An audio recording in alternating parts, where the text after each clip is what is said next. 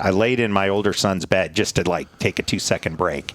And man, I just broke down because I thought, what did he feel like when he was laying in this bed and we were fighting or we were getting divorced? Because he was 6 or 7 years old. He didn't know what the next chapter is going to be. And man, that to me was just one of my worst days, was the energy of just laying there and thinking about that. So, well, but also too, I do think that it's a positive and powerful move that you had the balls to say, I'm not happy in this. I've tried fixing it and it's not fixable. And then you call it and you move on to the next chapter, and you're jumping and trusting yourself to figure out. Because I know also we all know a character like this. I'm a friend of mine, we're not friends anymore, but he had married to a chick who was a real fucking bitch, and he didn't like it either. They were sleeping in separate beds. They hadn't slept together in years, and they were just together for their kid.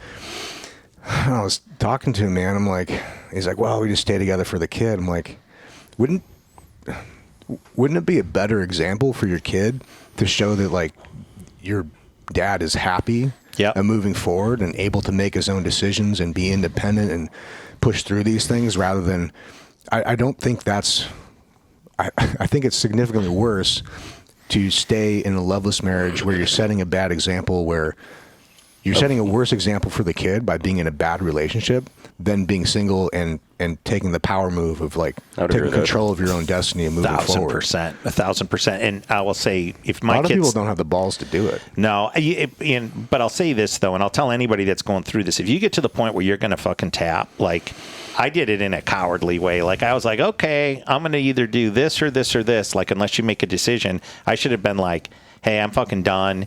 I'm drawing the line and moving on. And in California, it didn't matter. And I thought, oh, maybe, the baby Jesus will reach down himself and turn a switch on her back and she'll be great and I'll go back. But that wasn't going to fucking happen, right? And I should have just cut it off, right? Mm-hmm. And said, hey, let's advance. And I was probably a chicken shit because I was worried about money and kids and maybe some miracle will happen, and it wasn't going to happen. So the transition point, I wish I would have done differently, but I did the right thing, and I had exhausted everything like it sounds like you did when you were going to tap. And I look at my kids now, and they've gotten to see a happier mom, a happier dad, honest mom and an honest dad. And one of the best compliments my son ever gave me is he's like, man, I look at my situation, and but you guys get along so well. And we can all go and do things together.